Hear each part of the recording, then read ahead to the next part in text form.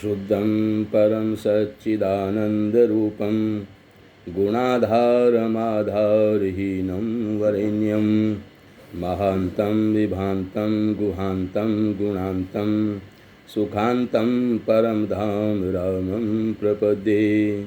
शिवं नित्यमेकं विभुमतारकाख्यं सुखाकारमाकारशून्यं सुमान्यं महेशं कलेशं सुरेशं परेशं नरेशं निरीशं परिशं प्रपद्ये। यदा वर्ण्यत कर्णमूले अन्तकाले शिवो राम रामेति रामेति काश्यां तदेकं परं तारक ब्रह्मरूपं भजेऽहं भजेऽहं भजेऽहं भजेऽहं। महारत्नपीठे शुभे कर्णमूले सुखासीनमादित्यकोटिप्रकाशं सदा जानकी लक्ष्मणोपेतमेकं सदा रामचन्द्रं भजेऽहं भजेऽहं। मनोजवं मारुततुल्यवेगं जितेन्द्रियं बुद्धिमतां वरिष्ठं वातात्मजं वानरयूथमुख्यं श्रीरामदूतं शरणं प्रपद्ये। नारायणं नमस्कृत्यं नरं चैव नरोत्तमं देवं देवीं सरस्वतीं व्यासं ततो जयमुदीरयेत्। वसुदेवसुतं देवं कंसचाणूरमर्दनं देवकी परमानन्दं कृष्णं वन्दे जगद्गुरुं। बोलिए श्यावर रामचंद्र भगवान की जय। उमापति महादेव की जय। पवन सुत हनुमान की जय। बोलो भाई सब संतन की जय। शंकर हरिओम जय जय Siya Ram. Shri Harihar charitable and welfare trust के तत्वावधान में आप श्री राम कथा श्रवण कर रहे हैं। आपने बालकांड अयोध्या कांड को श्रवण किया। अब अरण्य कांड आता है। आप अरण्य कांड प्रारंभ होता है और आप अरण्य कांड की कथा को श्रवण करिए। श्री रामचरितमानस की कथा श्रवण करने से आपका चरित्र उज्ज्वल होता है। आपके चरित्र में सुख शांति और समृद्धि आती है और आपको भगवान श्री राम जी की आपके ऊपर कृपा हो जाती है। तो आइए आप श्री रामचरितमानस के अरण्य कांड को श्रवण करिए। श्री गणेशाय नमः। श्री जानकी वल्लभो विजयते। श्री रामचरितमानस पंचम तृतीय सोपान अरण्य कांड। मूलम धर्मतरोर्विवेक जलधे पूर्णेन्दुमानन्ददं वैराग्याम्बुजभास्करं ह्यगन्ध्वान्तापहं तापहं। मोहाम्भोधरपूगपाटनविधौ स्वयंसम्भवं शङ्करं वन्दे ब्रह्मकुलं कलङ्कशमनं श्रीरामभूपप्रियं। सान्द्रानन्दपयोदशो भगतनुं पीताम्बरं सुन्दरं पाणौ बाणशरासनं कटीलसत्तूणीरभारम्बरं राजीवायतलोचनं भृतजटाजूटेन संशोभितं सीतालक्ष्मणसंयुतं पथिगतं रामाभिरामं भजे। धर्म रूपी वृक्ष के मूल विवेक रूपी समुद्र को आनंद देने वाले पूर्ण चंद्र वैराग्य रूप कमल के विकसित करने वाले सूर्य पाप रूपी घोर अंधकार को निश्चय ही मिटाने वाले तीनों तापों को हरने वाले मोह रूपी बादलों के समूह को छिन्न भिन्न करने की विधि यानी क्रिया में आकाश से उत्पन्न पवन स्वरूप ब्रह्मा जी के वंशज आत्मज तथा कलंकनाशक महाराज श्री रामचंद्र जी के प्रिय श्री शंकर जी की मैं वंदना करता हूँ, जिनका शरीर जलयुक्त मेघों के समान सुंदर श्याम वर्ण एवं आनंद घन है, जो सुंदर वलकल का पीत वस्त्र धारण किए हुए हैं, जिनके हाथों में बाण और धनुष है, कमर में उत्तम तरकस जो धारण किए हुए हैं और उसके भार से शोभायमान हैं। कमल के समान विशाल जिनके नेत्र हैं और मस्तक पर जटाजूट धारण किए हुए हैं, उन अत्यंत शोभायमान श्री सीता जी और लक्ष्मण जी सहित मार्ग में चलते हुए आनंद देने वाले श्री रामचंद्र जी को मैं भजता हूँ। श्री रामचंद्र जी सबको आनंद देने वाले हैं। मंगल भवन अमंगल हारी द्रवहु सो दशरथ अजिर बिहारी। पंडित मुनि पावहि विरति उमा राम गुण गूढ़। जय हरि विमुख न धर्म रति पावई मोह विमूढ़। सियावर राम जय जय राम मेरे प्रभु राम जय जय राम। मंगल भवन अमंगल हारी द्रवहु सो दशरथ अजिर बिहारी। श्री राम जय जय राम श्री राम जय जय राम। पुर नर भरत प्रीति मैं गाई मति अनुरूप अनूप सुहाई। अब प्रभु चरित सुनहु अति पावन करत जीवन सुर नर मुनि भावन। एक बार चुनि कुसुम सुहाए निज कर भूषण राम बनाए। सीता ही पहिराए प्रभु सादर बैठे फटिक शिला पर सुंदर। सुरपति सुत धरि बायस बेखाव सठ चाहत रघुपति बल देखाव। जिमि पिपिल का सागर था महामंद मति पावन चाहा। सीता चरण चोच हति भागा मूंड मति कारण कागा। चला रुधिर रघुनायक जाना सीक धनुष सायक संधाना। मंगल भवन अमंगल हारी द्रवहु सो दशरथ अजिर बिहारी। अति कृपाल रघुनायक सदा दीन परने। तासन आई कीन छलु मूरख अवगुण गेय। सियावर राम जय जय राम मेरे प्रभु राम जय जय राम। मंगल भवन अमंगल हारी द्रवहु सो दशरथ अजिर बिहारी। श्री राम जय जय राम श्री राम जय जय राम। और भगवान शिव कहते हैं कि हे पार्वती सुनो, श्री राम जी के गुण गूढ़ हैं। पंडित और मुनि उन्हें समझकर वैराग्य प्राप्त करते हैं, परंतु जो भगवान के विमुख हैं और जिनका धर्म में प्रेम नहीं है वे महामूढ़ उन्हें सुनकर मोह को प्राप्त होते हैं। पूर्ववासियों के और भरत जी के अनुपम और सुंदर प्रेम का मैंने अपनी बुद्धि के अनुसार गान किया। अब देवता मनुष्य और मुनियों के मन को भाने वाले प्रभु श्री रामचंद्र जी के अत्यंत पवित्र चरित्र सुनो, जिन्हें वे वन में कर रहे हैं। एक बार सुंदर फूल चुन करके श्री रामचंद्र जी ने अपने हाथों से भांति भांति के गहने बनाए और सुंदर स्फटिक शिला पर बैठे हुए प्रभु ने आदर के साथ वे गहने श्री सीता जी को पहनाए। देवराज इंद्र का पुत्र, उसका मूर्ख पुत्र जयंत कौवे का रूप धरकर श्री रघुनाथ जी का बल देखना चाहता है, जैसे महान मंद बुद्धि चींटी समुद्र का था पाना चाहती हो। वह मूढ़ मंद बुद्धि कारण से अर्थात भगवान के बल की परीक्षा करने के लिए बना हुआ कौवा सीता जी के चरणों में चोंच मार करके भागा। जब रक्त बह चला तब श्री रघुनाथ जी ने जाना और धनुष पर सींग यानी सरकंडे का बाण संधान किया। श्री रघुनाथ जी जो अत्यंत ही कृपालु हैं और जिनका दीनों पर सदा प्रेम रहता है, उनसे भी उस अवगुणों के घर मूर्ख जयंत ने आकर के छल किया। मंत्र से प्रेरित होकर वह ब्रह्म बाण दौड़ा। कौआ भयभीत होकर भाग चला।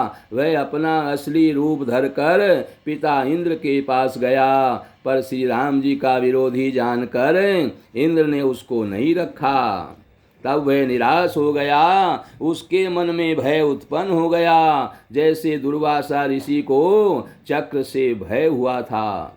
वह ब्रह्मलोक, शिवलोक आदि समस्त लोकों में थका हुआ और भय शोक से व्याकुल होकर भागता फिरा, पर रखना तो दूर रहा, किसी ने उसे बैठने तक के लिए नहीं कहा। श्री राम जी के द्रोही को कौन रख सकता है? काक भुसुंडी जी कहते हैं, हे गरुड़ सुनिए, उसके लिए माता मृत्यु के समान, पिता यमराज के समान और अमृत विष के समान हो जाता है। मित्र सैकड़ों शत्रुओं की सी करनी करने लगता है। देव नदी गंगा जी उसके लिए बैतरणी यमपुरी की नदी हो जाती है। हे भाई सुनिए, जो श्री रघुनाथ जी के विमुख होता है, समस्त जगत उसके लिए अग्नि से भी अधिक गर्म अर्थात जलाने वाला हो जाता है।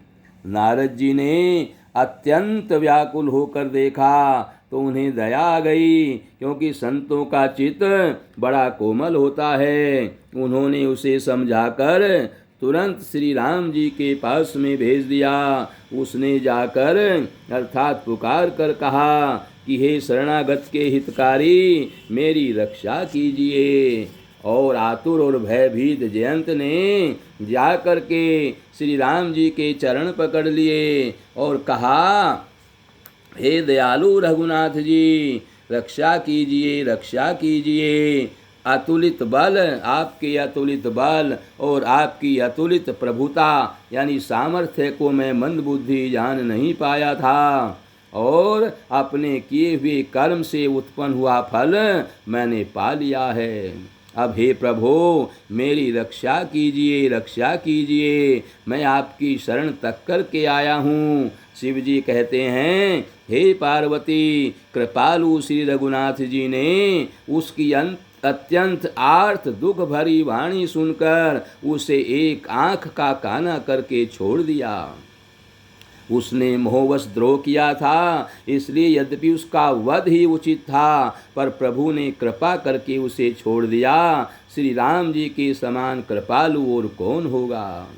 चित्रकूट में बसकर श्री रघुनाथ जी ने बहुत से चरित्र किए जो कानों को अमृत के समान प्रिय हैं। फिर कुछ समय पश्चात श्री राम जी ने मन में ऐसा अनुमान किया कि मुझे सब लोग जान गए हैं, इससे यहाँ बड़ी भीड़ हो जाएगी, क्योंकि अयोध्या के लोगों ने ये स्थान देख लिया है। जब मन में आएगा तभी यहाँ हमारे पास आ जाएंगे और यहाँ लोगों की भीड़ लग जाएगी, तांता लग जाएगा, फिर वनवास कहाँ हुआ।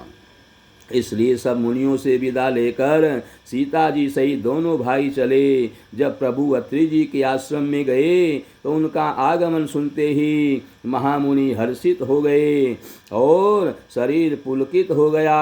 अत्रि जी उठ करके दौड़े। उन्हें दौड़े आते देख करके श्री राम जी और भी शीघ्रता से चले आए। दंडवत करते हुए ही श्री राम जी को उठाकर मुनि ने हृदय से लगा लिया और प्रेम आंसुओं के जल से दोनों जनों को अर्थात दोनों भाइयों को नहला दिया।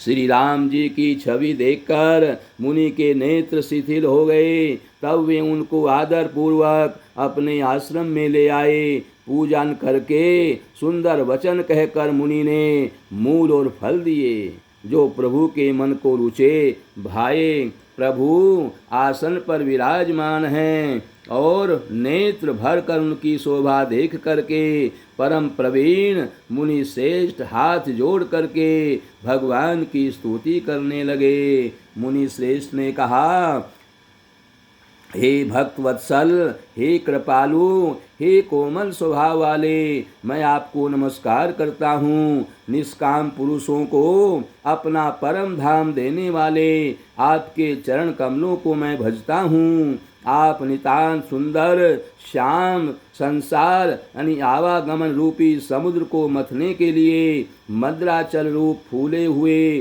कमल के समान नेत्रों वाले और मद आदि दोषों से छुड़ाने वाले हैं। हे प्रभु, आपकी लंबी भुजाओं का पराक्रम और आपका ऐश्वर्य अप्रमेय यानी बुद्धि के परे है अथवा असीम है। आप तरकस और धनुष बाण धारण करने वाले तीनों लोकों के स्वामी हैं और सूर्य वंश के भूषण महादेव जी के धनुष को तोड़ने वाले, मुनि राजों और संतों को आनंद देने वाले तथा देवताओं के शत्रु असुरों के समूह का नाश करने वाले हैं।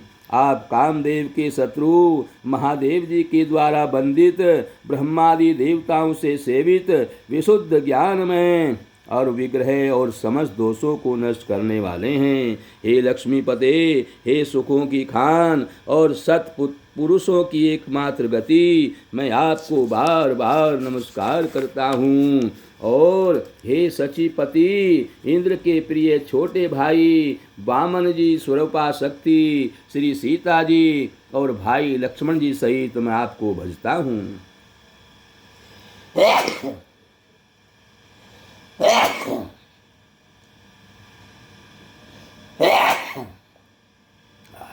श्री राधे। जो मनुष्य मत्सर डहा रहित होकर आपके चरण कमलों का सेवन करते हैं, वे तर्क वितर्क अनेक प्रकार के संदेह रूपी तरंगों से पूर्ण संसार रूपी समुद्र में नहीं गिरते, आवागमन के चक्कर में नहीं पड़ते। जो एकांतवासी पुरुष मुक्ति के लिए इंद्रिया आदि का निग्रह करके उन्हें विषयों से हटाकर प्रसन्नता पूर्वक आपको भजते हैं, वे स्वीकीय गति को अर्थात अपने स्वरूप को प्राप्त होते हैं।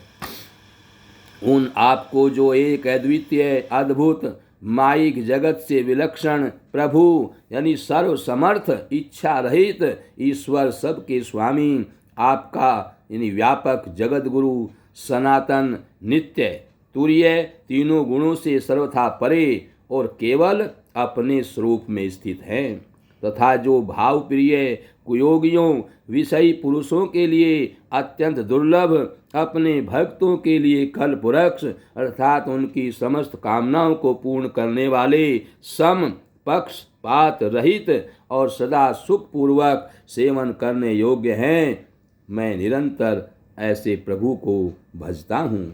हे अनुपम सुंदर, हे पृथ्वीपते, हे जानकीनाथ, मैं आपको प्रणाम करता हूँ। मुझ पर प्रसन्न होइए, मैं आपको नमस्कार करता हूँ। मुझे अपने चरण कमलों की भक्ति दीजिए।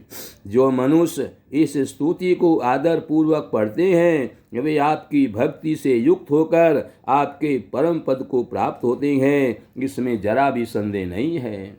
मुनि ने इस प्रकार विनती करके और फिर सिर नवाकर हाथ जोड़कर कहा कि हे नाथ, मेरी बुद्धि आपके चरण कमलों को कभी ना छोड़े। फिर परम शीलवती और विनम्र श्री सीता जी अत्रि जी की पत्नी अनुसुया जी के चरण पकड़ करके उनसे मिली। ऋषि पत्नी के मन में बड़ा सुख हुआ। उन्होंने आशीष देकर सीता जी को पास में बैठा लिया और उन्हें ऐसे दिव्य वस्त्र और आभूषण पहनाए जो नित्य नए निर्मल और सुहावने बने रहते हैं। फिर ऋषि पत्नी उनके बहाने मधुर और कोमल वाणी से स्त्रियों के कुछ धर्म बखान कर कहने लगी, हे राजकुमारी सुनिए, माता पिता भाई सहित सभी हित करने वाले हैं, परंतु ये सब एक सीमा तक ही सुख देने वाले हैं। परंतु हे जानकी, पति तो मोक्ष रूप असीम सुख देने वाला है। वही स्त्री अधम है जो ऐसे पति की सेवा नहीं करती है। धैर्य, धर्म, मित्र और स्त्री, इन चारों की विपत्ति के समय परीक्षा होती है। वृद्ध, रोगी, मूर्ख, निर्धन, अंधा, बहरा, क्रोधी और अत्यंत दीन, ऐसे भी पति का अपमान करने से स्त्री यमपुर में भांति भांति के दुख पाती है। शरीर, वचन और मन से पति के चरणों में प्रेम करना स्त्री के लिए बस यह एक ही धर्म है, एक ही व्रत है और एक ही नियम है। जगत में 4 प्रकार की पतिव्रताएं हैं। वेद, पुराण और संत सब ऐसा कहते हैं कि उत्तम श्रेणी की पतिव्रता के मन में ऐसा भाव बसा रहता है कि जगत में मेरे पति को छोड़कर दूसरा पुरुष स्वप्न में भी नहीं है। मध्यम श्रेणी की पतिव्रता पराये पति को कैसे देखती हैं? जैसे वे अपना सगा भाई, पिता या पुत्र हो, अर्थात समान अवस्था वाले को वह भाई के रूप में देखती है, बड़े को पिता के रूप में और छोटे को पुत्र के रूप में देखती है। जो धर्म को विचार कर और अपने कुल की मर्यादा समझकर बची रहती है, वह निकृष्ट निम्न श्रेणी की स्त्री है, ऐसा वेद कहते हैं। वह भी पतिव्रता है। और जो स्त्री मौका न मिलने से या भयवश पतिव्रता बनी रहती है, जगत में उसे अधम स्त्री जानना। पति को धोखा देने वाली जो स्त्री पराये पति से रति करती है, वह तो 100 कल्प तक रौरव नरक में गिरती है। क्षण भर के सुख के लिए जो 100 करोड़ यानी असंख्य जन्मों के दुखों को नहीं समझती, उसके समान दुष्टा कौन होगी। जो स्त्री छल छोड़कर पातिव्रत धर्म को ग्रहण करती है, वह बिना ही परिश्रम परम गति को प्राप्त होती है। किंतु जो पति के प्रतिकूल चलती है, वह जहाँ भी जाकर जन्म लेती है, वहीं जवानी पाकर यानी भरी जवानी में विधवा हो जाती है। स्त्री जन्म से ही अपवित्र है, किंतु पति की सेवा करके वह अनायास ही शुभ गति प्राप्त कर लेती है। पातिव्रत धर्म के कारण ही आज भी तुलसी जी भगवान को प्रिय है और चारों वेद उनका यश गाते हैं। हे सीता सुनो, तुम्हारा तो नाम ही लेकर स्त्रियां पातिव्रत धर्म का पालन करेंगी। तुम्हें जो श्री राम जी प्राणों के समान प्रिय है, यह पातिव्रत धर्म की कथा तो मैंने संसार के हित के लिए कही है। जानकी जी ने सुनकर परम सुख पाया और आदर पूर्वक उनके चरणों में सिर नवाया। तब कृपा की खान श्री राम जी ने मुनि से कहा, आज्ञा हो तो अब दूसरे वन में जाऊं। मुझ पर निरंतर कृपा करते रहिएगा और अपना सेवक जानकर स्नेह न छोड़िएगा। धर्म धुरंधर प्रभु श्री राम जी के वचन सुनकर ज्ञानी मुनि प्रेम पूर्वक बोले, ब्रह्मा, शिव और सनकादि आदि परमार्थवादी तत्ववेत्ता जिनकी कृपा चाहते हैं, हे राम जी, आप वही निष्काम पुरुषों के भी प्रिय और दीनों के बंधु भगवान हैं, जो इस प्रकार कोमल वचन बोल रहे हैं। अब मैंने लक्ष्मी जी की चतुराई समझी, जिन्होंने सब देवताओं को छोड़कर आप ही को भजा।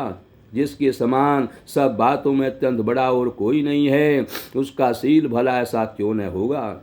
मैं किस प्रकार कहूँ कि स्वामी अब आप जाइए, हे नाथ आप अंतर्यामी हैं और आप ही कहिए। ऐसा कहकर धीर मुनि प्रभु को देखने लगे। मुनि के नेत्रों में प्रेम के आंसू का जल बह रहा है और उनका शरीर पुलकित हो रहा है।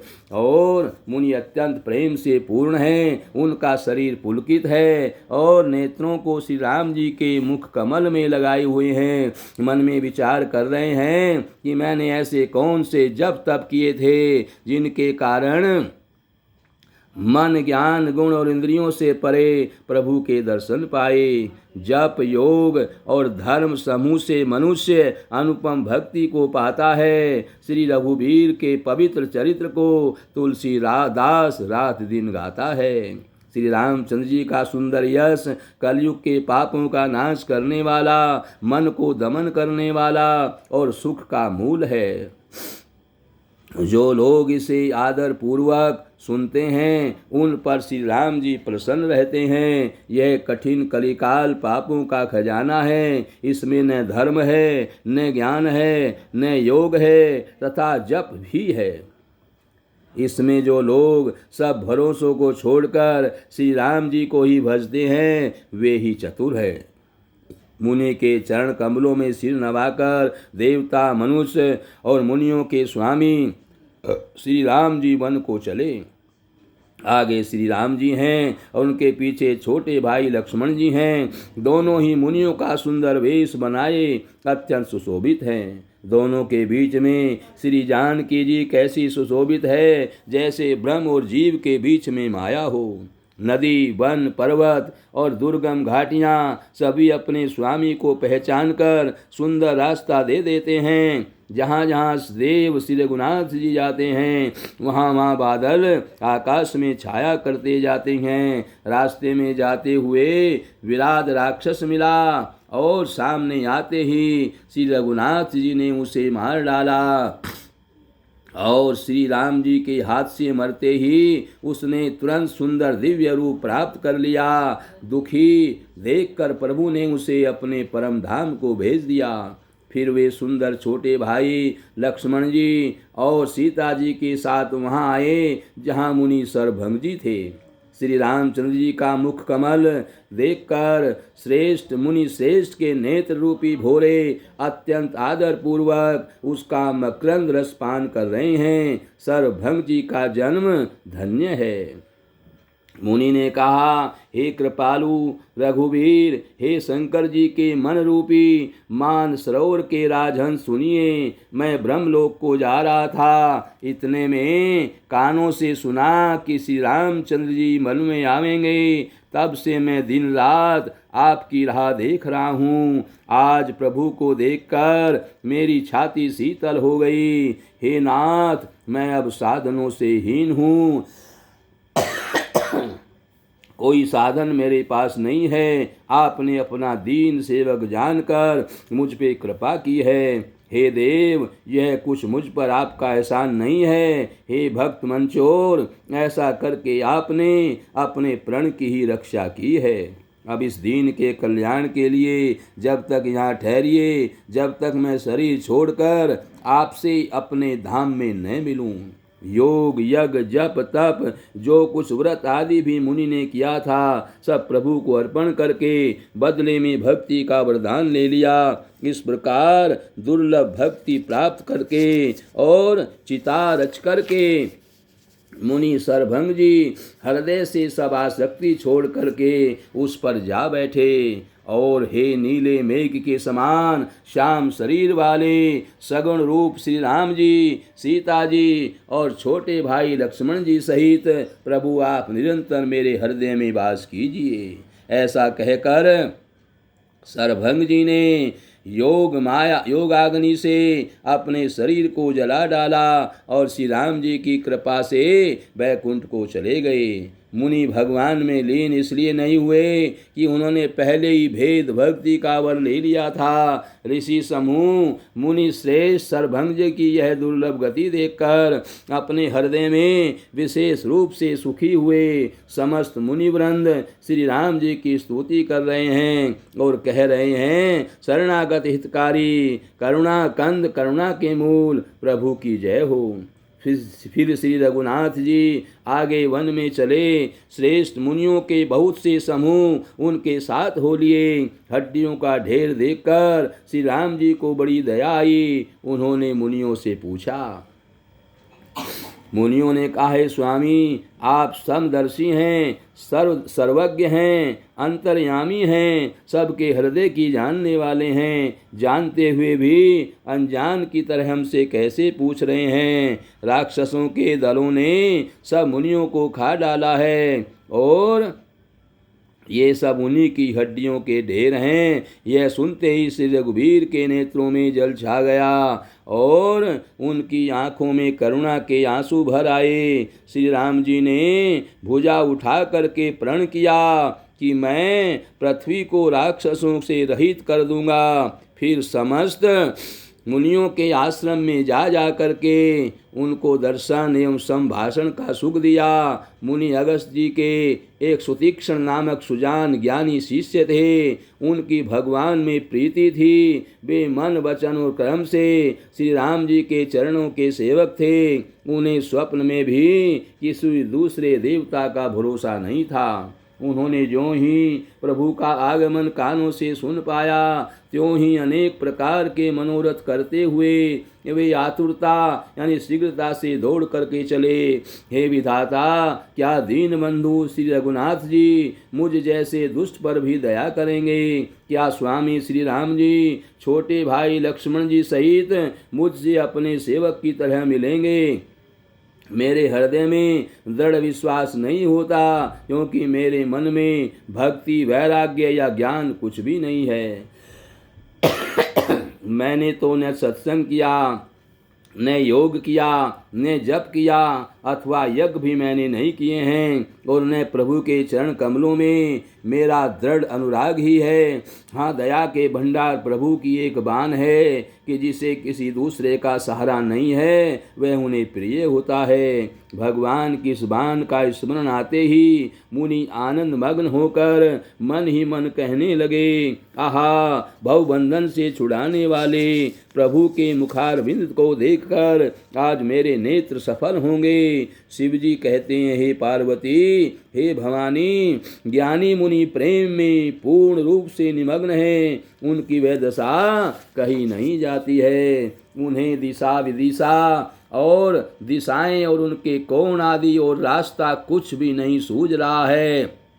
मैं कौन हूँ और कहाँ जा रहा हूँ यह भी नहीं जानते हैं, इसका भी उनको ज्ञान नहीं है। वे कभी पीछे घूमकर और फिर कभी आगे चलने लगते हैं और कभी प्रभु के गुण गा गा करके नाचते हैं। मुनि ने प्रगाढ़ प्रेमा भक्ति प्राप्त कर ली। प्रभु श्री राम जी वृक्ष की आड़ में छिपकर भक्त की प्रेमोन्मत्त दशा देख रहे हैं। मुनि का अत्यंत प्रेम देखकर भव भय आवागमन के भय को हरने वाले श्री रघुनाथ जी मुनि के हृदय में प्रकट हुए और हृदय में प्रभु के दर्शन पाकर मुनि बीच रास्ते में अचल स्थिर होकर बैठ गए। उनका शरीर रोमांच से कटहल के फल के समान कंठित हो गया और तब श्री रघुनाथ जी उनके पास चले आए और अपने भक्त की प्रेम दशा देखकर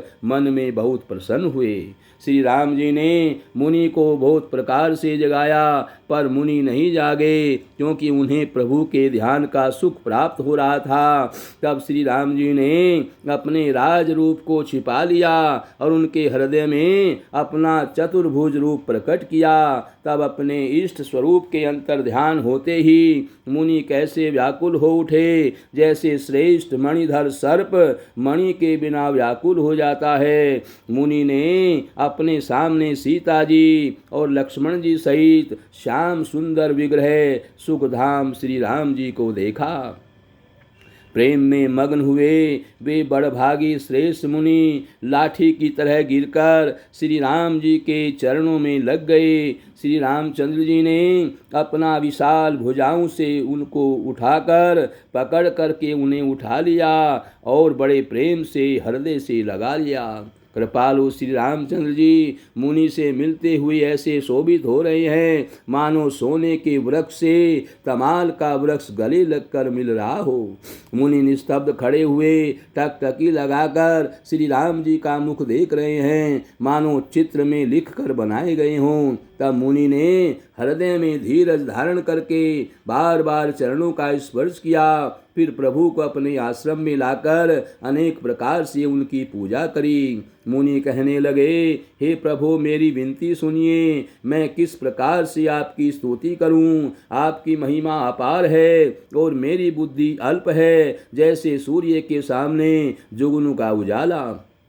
हे नील कमल की माला के समान श्याम शरीर वाले, हे जटाओं का मुकुट और मुनियों के वलकल वस्त्र पहने हुए, हाथों में धनुष बाण लिए तथा कमर में तरकस कसे हुए श्री राम जी, मैं आपको निरंतर नमस्कार करता हूँ। जो मोहरूपी घने वन को जलाने के लिए अग्नि है, संत रूपी कमलों के वन के प्रफुल्लित करने के लिए सूर्य हैं, राक्षस रूपी हाथियों के समूह के पछाड़ने के लिए सिंह हैं, और भव यानी आवागमन रूपी पक्षी के मारने के लिए बाज रूप हैं, वे प्रभु सदा हमारी रक्षा करें। हे लाल कमल के समान नेत्र और सुंदर भेष वाले श्री सीता जी के नेत्र रूपी चकोर के चंद्रमा, शिव जी के हृदय रूपी मान सरोवर के बालहंस, विशाल हृदय और भुजा वाले श्री राम जी, मैं आपको नमस्कार करता हूँ। इस प्रकार से विनती ऋषि कर रहे हैं। जो संचय रूपी सर्प के ग्रसने के लिए गरुड़ है, अत्यंत कठोर तर्क से उत्पन्न होने वाले विषाद का नाश करने वाले हैं, आवागमन को मिटाने वाले हैं और देवताओं के समूह को आनंद देने वाले हैं। वे कृपा के समुद्र श्री राम जी सदा हमारी रक्षा करें। सुतीक्ष्ण जी इस प्रकार से भगवान की स्तुति कर रहे हैं और कह रहे हैं, हे निर्गुण सगुण विषम और समरूप, हे ज्ञान वाणी और इंद्रियों से अतीत, हे अनुपम निर्मल संपूर्ण दोष रहित अनंत एवं पृथ्वी का भार उतारने वाले श्री रामचंद्र जी, मैं आपको नमस्कार करता हूँ, जो भक्तों के लिए कल्प वृक्ष के बगीचे हैं, क्रोध लोभ मद और काम को डराने वाले हैं, अत्यंत ही चतुर और संसार रूपी समुद्र से तरने के लिए सेतु रूप हैं।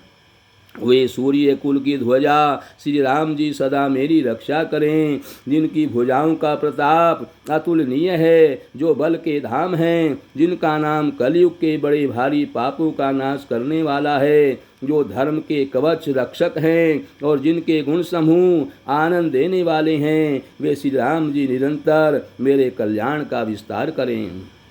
यद्यपि आप निर्मल व्यापक अविनाशी और सबके हृदय में निरंतर निवास करने वाले हैं, तथापि हे खरारी श्री राम जी, लक्ष्मण जी और श्री सीता जी सहित वन में विचरने वाले, आप इसी रूप में मेरे हृदय में निवास कीजिए। हे स्वामी, आपको जो सगुण निर्गुण और अंतर्यामी जानते हो वे जाना करें। मेरे हृदय को तो आप कौशलपति कमल नयन श्री राम जी ही अपना घर बनावें। ऐसा अभिमान भूल कर भी न छूटे कि मैं सेवक हूँ और श्री रघुनाथ जी मेरे स्वामी हैं। मुनि के वचन सुनकर श्री राम जी मन में बहुत प्रसन्न हुए। तब उन्होंने हर्षित होकर श्रेष्ठ मुनि को हृदय से लगा लिया और कहा, हे मुनि, मुझे परम प्रसन्न जानो, जो वर मांगो वही मैं तुम्हें दूंगा। मुनि सुतीक्ष्ण ने कहा, मैंने तो वर कभी मांगा ही नहीं, मुझे समझ ही नहीं पड़ता कि क्या झूठ है और क्या सच है, क्या मांगू क्या नहीं। अतः श्री रघुनाथ जी, हे दासों को सुख देने वाले, आपको जो अच्छा लगे मुझे वही वर दीजिए। श्री रामचंद्र जी ने कहा, हे मुनि, तुम प्रकांड भक्ति वैराग्य विज्ञान और समस्त गुणों तथा ज्ञान के निधान हो जाओ। तब मुनि बोले, प्रभु ने जो वरदान दिया वह तो मैंने पा लिया, अब मुझे जो अच्छा लगता है वही वरदान दीजिए।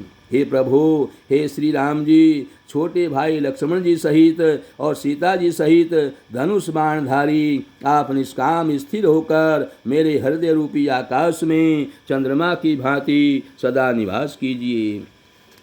भगवान श्री राम ने कहा, एवं अस्तु, ऐसा ही होगा। ऐसा उच्चारण करके लक्ष्मी निवास श्री रामचंद्र जी हर्षित होकर अगस्त ऋषि के पास में चले। तब सुतीक्ष्ण जी बोले, गुरु अगस्त जी का दर्शन पाए और इस आश्रम में आए मुझे बहुत दिन हो गए हैं।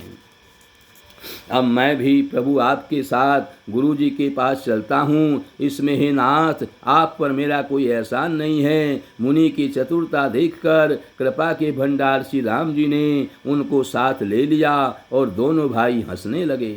रास्ते में अपनी अनुपम भक्ति का वर्णन करते हुए देवताओं के राज राजेश्वर श्री राम जी अगस्त मुनि के आश्रम पर पहुँचे। सुतीक्ष्ण तुरंत ही गुरु अगस्त जी के पास में पहले ही पहुँच गए और दंडवत करके ऐसा कहने लगे, हे नाथ, अयोध्या के राजा दशरथ जी के कुमार जगत आधार श्री रामचंद्र जी छोटे भाई लक्ष्मण जी और सीता जी सहित आपसे मिलने आए हैं। जिनका हे देव आप रात दिन जप करते रहते हैं। यह सुनते ही अगस्त जी तुरंत ही दौड़ उठे। भगवान को देखते ही उनके नेत्रों में आनंद और प्रेम के आंसुओं का जल भर आया। दोनों भाई मुनि के चरण कमलों पर गिर पड़े। ऋषि ने उठाकर बड़े प्रेम से उन्हें हृदय से लगा लिया। ज्ञानी मुनि ने आदर पूर्वक कुशल पूछकर उनको लाकर श्रेष्ठ आसन पर बैठाया। फिर बहुत प्रकार से प्रभु की पूजा करके कहा, मेरे समान भाग्यवान आज दूसरा कोई नहीं है। वहाँ जहाँ तक जितने भी अन्य मुनिगण थे सभी आनंद कंद श्री राम जी के दर्शन करके हर्षित हो गए। मुनियों के समूह में श्री रामचंद्र जी सबकी ओर सम्मुख होकर बैठे हैं, अर्थात प्रत्येक मुनि को श्री राम जी अपने ही सामने मुख करके बैठे दिखाई देते हैं। और सब मुनि टकटकी लगाए उनके मुख को देख रहे हैं। ऐसा जान पड़ता है मानो चकोरों का समुदाय शरद पूर्णिमा के चंद्रमा की ओर देख रहा हो। तब श्री राम जी ने मुनि से कहा, हे प्रभु, आपसे तो कुछ छिपाव है नहीं। मैं जिस कारण से आया हूँ वह आप जानते ही हैं। इसी से हे तात मैंने आपसे समझाकर कुछ नहीं कहा। हे प्रभु, अब आप मुझे वही मंत्र यानी वही सलाह दीजिए जिस प्रकार मैं मुनियों के द्रोही राक्षसों को मारूं। प्रभु की वाणी सुनकर मुनि मुस्कुराए और बोले, हे नाथ, आपने क्या समझकर मुझसे यह प्रश्न किया है। हे पापों का नाश करने वाले, मैं तो आप ही के भजन के प्रभाव से आपकी कुछ थोड़ी सी महिमा जानता हूँ। आपकी माया गूलर के विशाल वृक्ष के समान है। अनेकों ब्रह्मांडों के समूह ही जिसके फल हैं। चारों अचर जीव गूलर के फल के भीतर रहने वाले छोटे छोटे जंतुओं के समान उन ब्रह्मांड रूपी फलों के भीतर बसते हैं और वे अपने छोटे से जगत के सिवा दूसरा कुछ नहीं जानते। उन फलों का भक्षण करने वाला कठिन और कराल काल है। वह काल भी सदा आपसे भयभीत रहता है। उन्हीं आपने समस्त लोकपालों के स्वामी होकर भी मुझसे मनुष्य की तरह प्रश्न किया है। हे कृपा के धाम, मैं तो यह वर मांगता हूँ कि आप श्री सीता जी और छोटे भाई लक्ष्मण जी सहित मेरे हृदय में सदा निवास कीजिए। मुझे प्रगाढ़ भक्ति, वैराग्य, सत्संग और आपके चरण कमलों में अटूट प्रेम प्राप्त हो। यद्यपि आप अखंड और अनंत ब्रह्म हैं जो अनुभव से ही जानने में आते हैं और जिनका संत जन भजन करते हैं। यद्यपि मैं आपके ऐसे रूप को जानता हूँ और उसका वर्णन भी करता हूँ, तो भी आप लौट लौट कर मैं